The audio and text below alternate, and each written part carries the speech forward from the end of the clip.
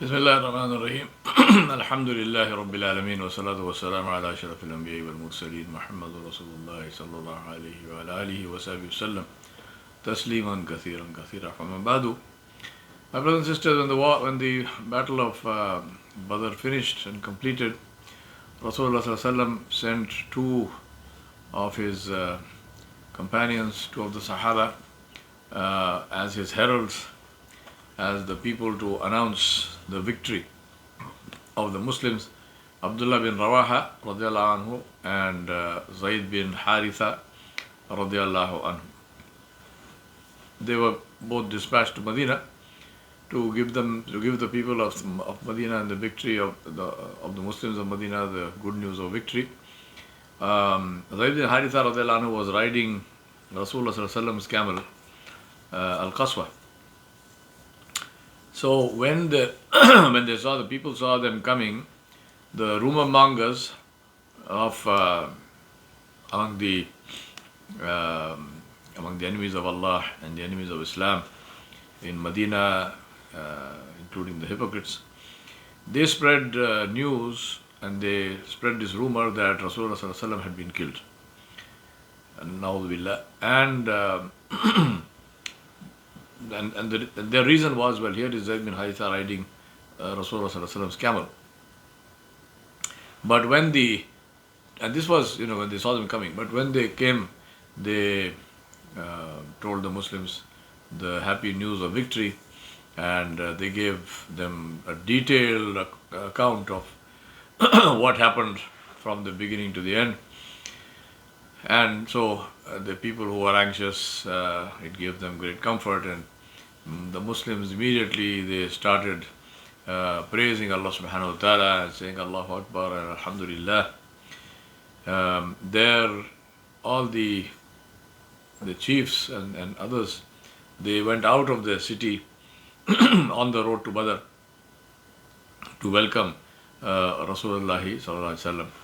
Usama bin Zayd radiallahu anhu, he said that at the time that they received this news, when his father and Abdullah bin Rawaha radiallahu anhu came,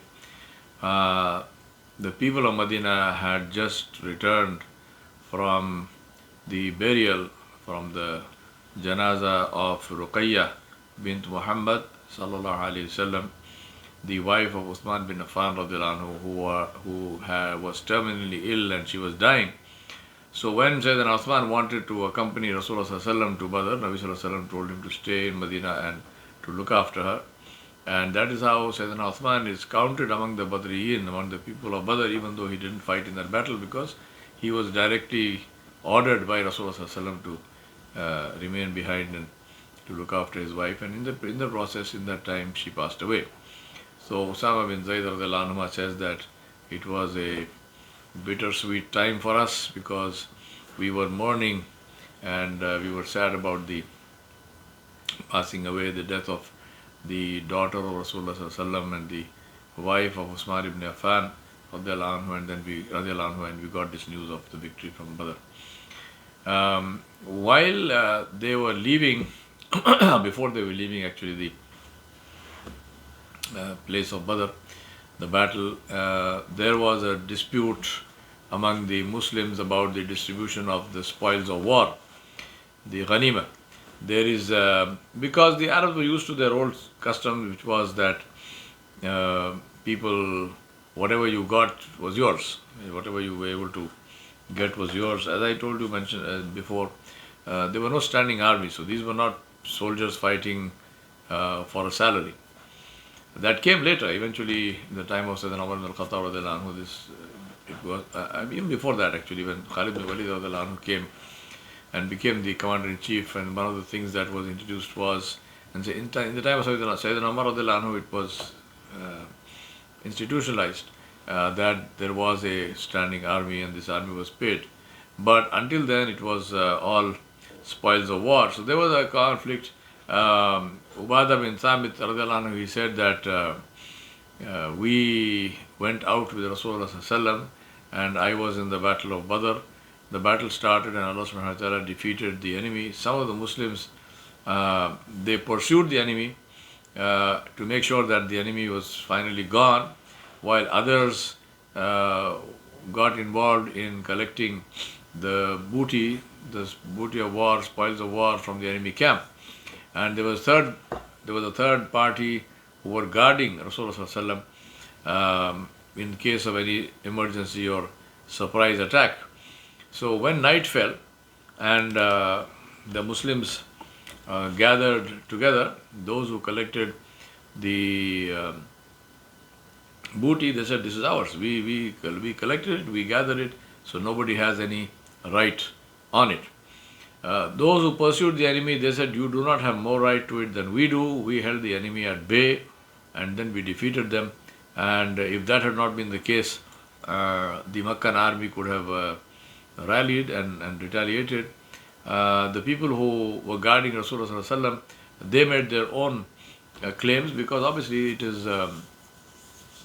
was, for them it was a very important thing. And there was nothing more important than the life of Rasulullah. So they said, "Well, as far as we are concerned, this is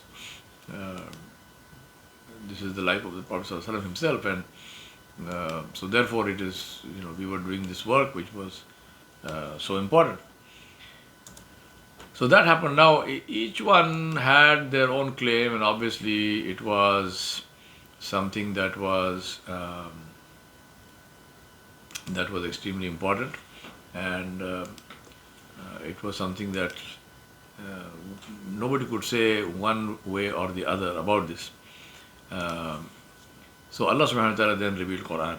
So Allah subhanahu wa ta'ala said, the first ayat of Surah Al-Anfal, where Allah subhanahu wa ta'ala said, "A'udhu billahi minash shaitanir rajim, yas'alunaka 'anil anfal, qul lil anfalu lillahi war rasul, fattaqullah wa aslihu dhata bainikum, wa ati'u Allah wa rasulahu in kuntum mu'minin."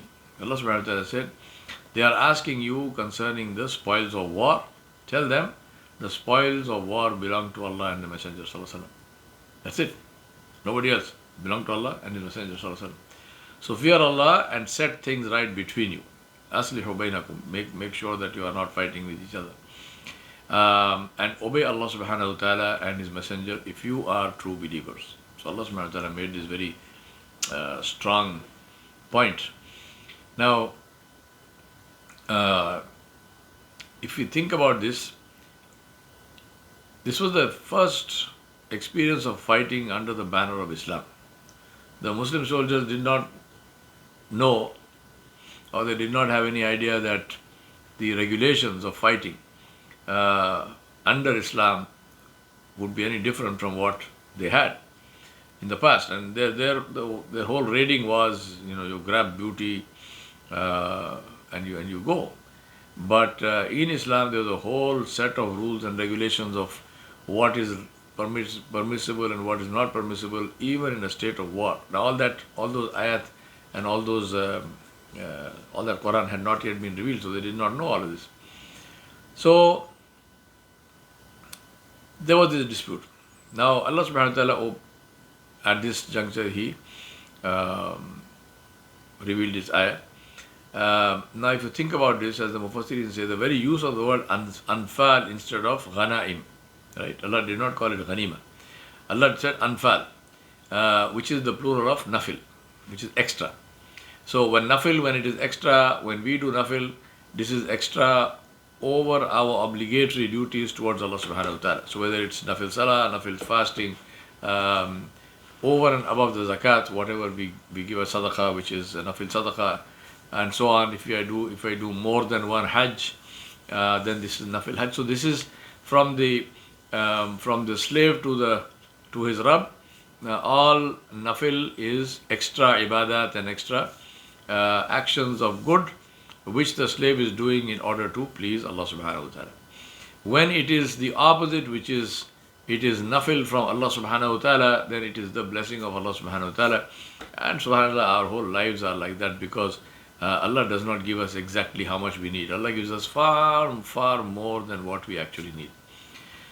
So Allah subhanahu wa ta'ala, first and foremost in this ayah, Allah subhanahu wa ta'ala made a direct statement. قُلِ الْأَنْفَالُ لِلَّهِ وَالرَّسُولِ. Allah subhanahu wa ta'ala said, all the extra you're getting, all the nafil you're getting is, which is this spoils of war, is belongs to Allah and belongs to His Rasul sallallahu alaihi wasallam. Now, and then Allah subhanahu wa ta'ala said, stop fighting amongst yourselves. Do not fight amongst yourselves. This is something which is very important for you to understand, that we don't want to fight and do all of this kind of stuff. And then later on in ayah number 41 in Surah Al-Anfal, Allah subhanahu wa ta'ala gave the whole list of how these spoils of war are actually to be used, what must go to whom, and so on and so forth. But to begin with, Allah subhanahu wa ta'ala made it very clear and said that the actual true owner is Allah subhanahu wa ta'ala and His Rasul sallallahu alaihi wasallam. Then Allah subhanahu wa ta'ala revealed the other two ayat of Surah Al-Anfal. إِنَّمَا الْمُؤْمِنُونَ الَّذِينَ إِذَا ذُكِرَ اللَّهُ وَجِلَتْ قُلُوبُهُمْ وَإِذَا تُلِيَتْ عَلَيْهِمْ آيَاتُهُ زَادَتْهُمْ إِيمَانًا وَعَلَى رَبِّهِمْ يَتَوَكَّلُونَ الَّذِينَ يُقِيمُونَ الصَّلَاةَ وَمِمَّا رَزَقْنَاهُمْ يُنْفِقُونَ أُولَئِكَ هُمُ الْمُؤْمِنُونَ حَقًّا لَهُمْ دَرَجَاتٌ عِنْدَ رَبِّهِمْ وَمَغْفِرَةٌ وَرِزْقٌ كَرِيمٌ. I am not going into the details of these ayat and their tafsir and so on. That's not the purpose of this thing here. But in short, in brief, in these ayat 2 and 3, Allah subhanahu wa ta'ala described who a mu'min is, and He gave us the qualities of mu'mineen, 5 qualities. Those whose hearts shiver with the glory and majesty of Allah when His name is mentioned, when His ayat are recited or he sees the ayat around him, his iman increases and he has tawakkul, has faith in Allah subhanahu wa ta'ala alone. Is a person who establishes salah and spends in the path of Allah subhanahu wa ta'ala. So 5 things Allah subhanahu wa ta'ala enumerated. 3 of them are internal to the person, 2 of them are external, visible in our actions and in our lives. And then Allah subhanahu wa ta'ala said, Ulaika humul mu'minun haqqa. Allah said, these are the people who are the true believers. They are the mu'mineen. And for them there are darajat, stations of honor with the Rabb Jalla Jalaluhu. And they have Allah subhanahu wa ta'ala's mercy and forgiveness will be for them. And they have rizqun kareem. They will have a beautiful provision with honor that Allah subhanahu wa ta'ala will give them. So Allah is establishing this and saying that all of this ghanima and so on, wars are not for booty, wars are not for conquering of territory, wars are not for the perpetuation of dynasties, all the reasons for war that were and are to this day. Wars are not for grabbing other people's resources, they are not for exploiting other people, they are not for enslaving other people and so on and so forth. A war can be fought only for the establishment of justice, only for the removal of oppression, and only for the establishment of the deen of Allah subhanahu wa ta'ala. And that kind of a battle, that kind of a war is subject to all kinds of rules and regulations which Allah subhanahu wa ta'ala specified and mentioned. Now, and those things Allah subhanahu wa ta'ala mentioned in this ayah number 41 of Surah Al-Anfal, and where Allah subhanahu wa ta'ala said, وَعْلَمُوا أَنَّمَا غَنِمْتُم مِّن شَيْءٍ فَأَنَّا لِلَّهِ خُمُسَهُ وَلِلرَّسُولِ وَلِذِي الْقُرْبَى وَالْيَتَامَى وَالْمَسَاكِينِ وَابْنِ السَّبِيلِ إِن كُنتُمْ آمَنْتُم بِاللَّهِ وَمَا أَنزَلْنَا عَلَى عَبْدِنَا يَوْمَ الْفُرْقَانِ يَوْمَ الْتَقَى الْجَمْعَانِ وَاللَّهُ عَلَى كُلِّ شَيْءٍ قَدِيرٌ. Allah said, know that 1/5 of the spoils of the spoils of war that you obtain, 1/5, 20%, belongs to Allah and the Messengerﷺ. And then Allah is making different categories. To the near of kin, that is your own relatives, to orphans, to the needy, to the wayfarer, if there is a traveler. This you must observe if you truly believe in Allah subhanahu wa ta'ala. and in what we sent down on our servant, on our slave Muhammad on the day when the truth was distinguished from the falsehood, which is Yawm al-Furqan, the day in which what was true was distinguished and separated from what was false, the difference between Iman and Kufr. In Allah, and on the day when the two armies met in battle, Allah has power over all things. Now this ayat then lays down the law for distribution of the spoils of war. Allah said they belong only to Allah and His Messenger. And then Allah subhanahu wa ta'ala is giving the orders of how that is to be distributed. And Allah is saying to Messenger, you keep 1/5 and the rest of it is to be distributed in this way to all those who are deserving of it. Now, Nabi Sallallahu Alaihi Wasallam therefore used to announce after every battle, he would say, these are your spoils, these are the ghanima, these belong to you. My own share in them is no more than 1/5, and even that 1/5 is spent on you. So bring everything, even if it's a thread or a needle or anything bigger or smaller, and don't steal anything. Do not take anything by stealth, because taking by stealth is a shameful deed and will lead to hell. There's a famous hadith of a man who was killed in one of these battles, and people were very impressed with his fighting and so on, and they said, surely this is a man from Jannah. Rasulullah said, no, he is a man from Jahannam, because in the battle of Khaybar, he stole a cloak, he stole a robe which was supposed to be part of the ghanima. So it's not a question of, you might say, oh well, it's only a robe. No, it's a question is the importance of following the order of Allah subhanahu wa ta'ala jalla jalaluhu with regard to this and everything else in Islam.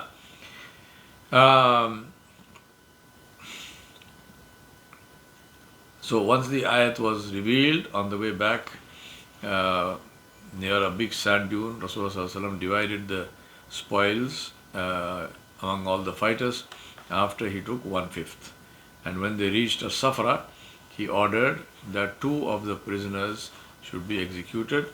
One was another bin Haris and the other one was Uqba bin Abi Mu'ayth, because they had persecuted the Muslims in Makkah, and they had this deep hatred for Allah subhanahu wa ta'ala and Rasulullah and they were sort of very, they tortured Muslims and so on in Makkah. So this was something that was decreed for them, and their execution was a lesson for all such people. Uqba bin Mu'ayth started crying. He forgot his pride and so on, and he said, who will look after my children? Ya Rasulullah sallallahu alaihi wasallam. And Nabi sallallahu alaihi wasallam said, the fire of hell. Uqba bin Mu'ayth was the man who took the entrails of a sheep, and when Nabi sallallahu alaihi wasallam in Makkah was in sujood, he brought this whole filthy mess, the entrails of the sheep, and he threw them on Rasulullah sallallahu alaihi wasallam's blessed head and neck. And Fatima Az-Zahra radiallahu anha, she came and she washed all of that off, and she removed all that. He also tried to strangle Rasulullah sallallahu alaihi wasallam with his cloak, and it was Abu Bakr Siddiq radiallahu anhu who intervened and released Rasulullah sallallahu alaihi wasallam. So Ali bin Abi Talib radiallahu anhu was the one who was given the task of executing these 2, and he did that. At Rawha, which was a suburb of Medina, the Muslim army was received by all the people. They were rejoicing, and they came to congratulate Rasulullah sallallahu alaihi wasallam. Usayd bin Hudayr radiallahu anhu, as a spokesperson of the other people, he after he said Alhamdulillah Rabbil Alameen, and then he said, he asked Rasulullah's pardon, that he said, I thought it was just a matter of going to catch this caravan, and he said, if I had known that this was a real war, then I would never have stayed behind, I would definitely have come. And he was a very sincere human being. And Nabi Sallallahu Alaihi Wasallam answered, and he said, yes, I believe you. And he accepted his excuse. Now, Rasulullah Sallallahu Alaihi Wasallam now entered Medina in a new dimension, which is in the military field. In consequence, a lot of when they came back as a victorious general, a lot of people accepted Islam.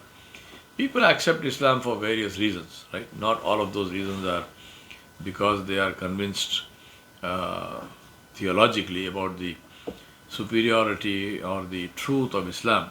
But it doesn't matter.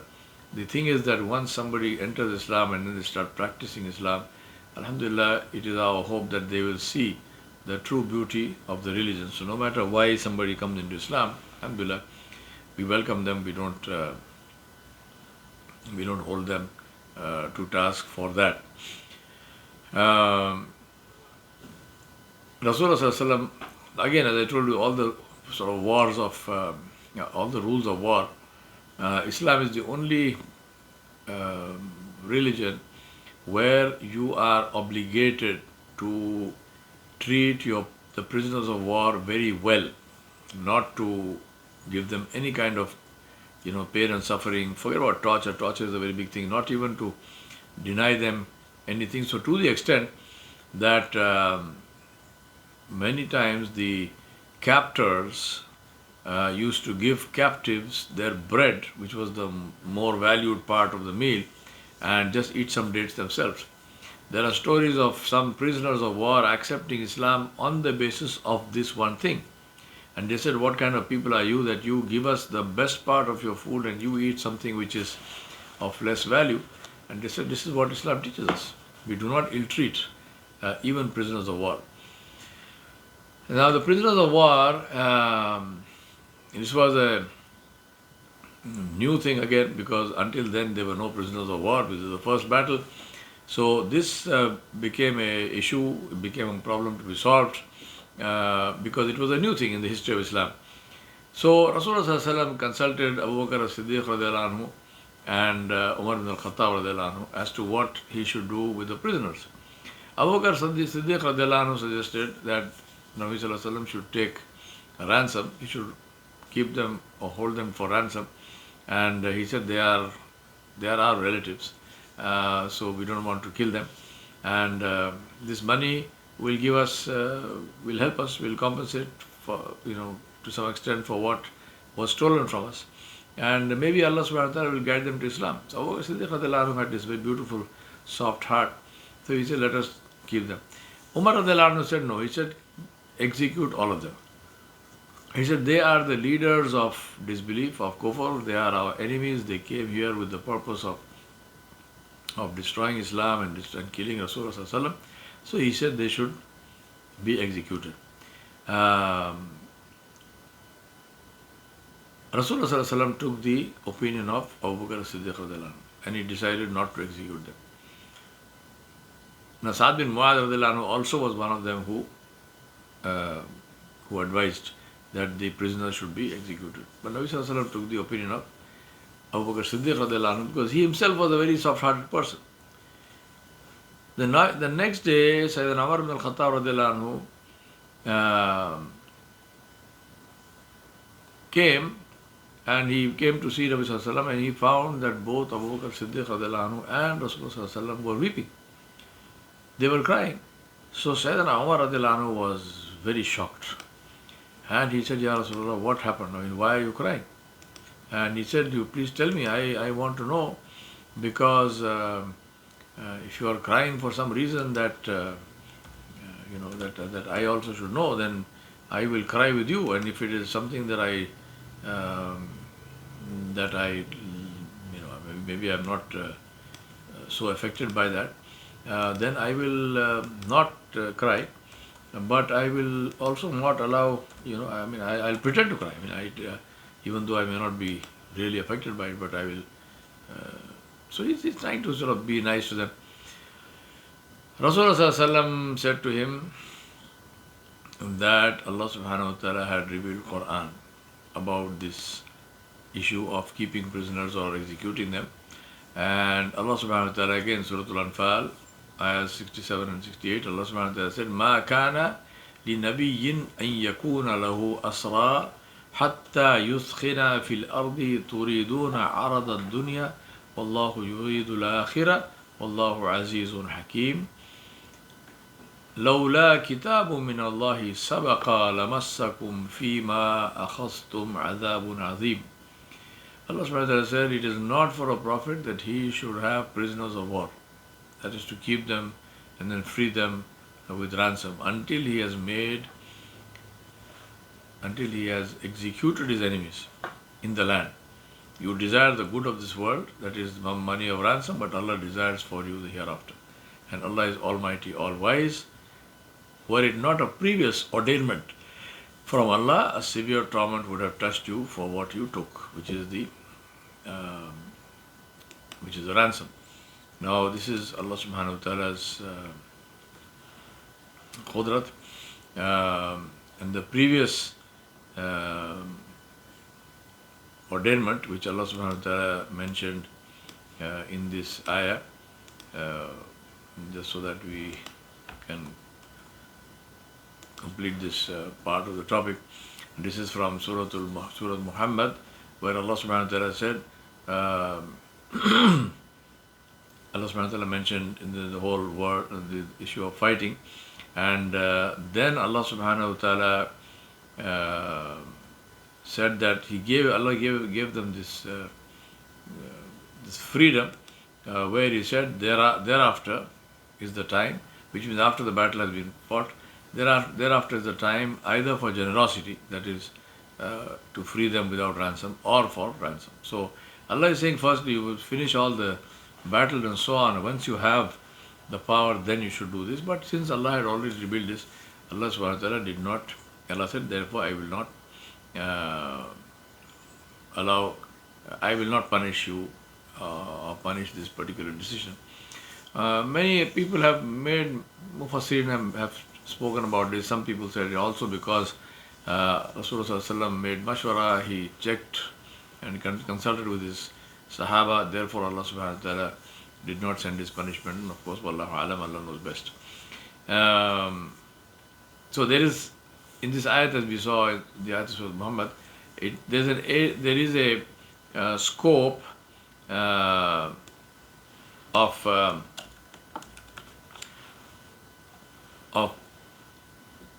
taking ransom.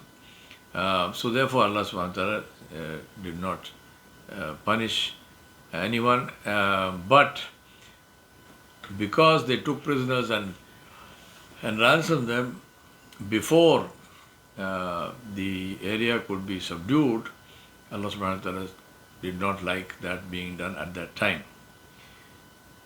Now these people who came to Medina, they were not just prisoners of war, but these were the arch criminals of Makkah. These were the people who persecuted Muslims, who tortured them, who killed them, who confiscated all their money and all their property, and they tried to do whatever they could do to harm Islam and the Muslims.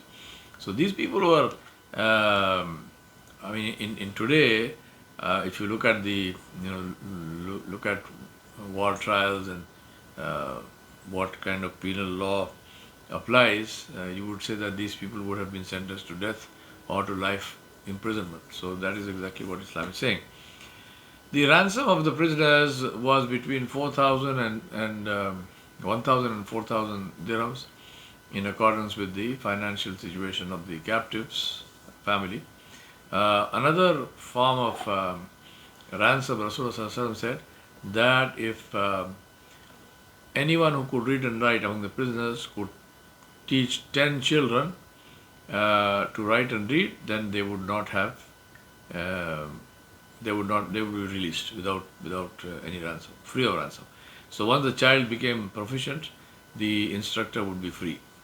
Another group of prisoners were released unransomed, without anything, free, because they were poor. Zainab radiallahu anha, Zainab bint Jahash radiallahu anha, Zainab the Nabi Sallallahu daughter, not bint Jahash. Zainab bint Muhammad Sallallahu Alaihi Wasallam, the daughter of Nabi Sallallahu Alaihi Wasallam, paid the ransom of her husband Abul As with a necklace. The Muslims released her prisoner and returned the necklace to Rasulullah Sallallahu Alaihi Wasallam, because that belonged to Khadija al-Kubra radiallahu anha, on the condition that Abul As must allow Zainab radiallahu anha to migrate to Medina, which he did. So with this we end today's class. Inshallah, we'll talk more about the. Let me end with one more small detail. In captivity also was Suhail bin Amr. This man was the man who negotiated the treaty of Hudaybiyah later on, after this. And this is also the man who, when the wars of Ridda were happening, in the time of Abu Bakr Siddiq radiallahu anhu, Suhail bin Amr was the orator. He was the chief of the Quraysh who kept Makkah together. He did not allow the people of Makkah to revolt. But he was a captive in Medina. So when Rasulullah, he was a great orator. So technically speaking, he was a dangerous person, because he could rouse people against Islam. So Umar said, "Give me the permission, Ya Rasulullah, I will pull out his front teeth." So he will start lisping, he cannot talk. But Rasulullah refused. And he said, "This is not for us. We do not,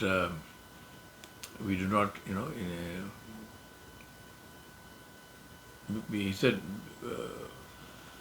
we don't torture, and we do not disable and so on prisoners. This is not for us.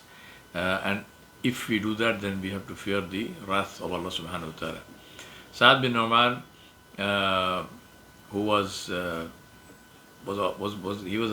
in Umrah, they caught him and they kept him there, and he was sent as the ransom for Abu Sufyan's son, who was captured in this battle of Badr, and he was given the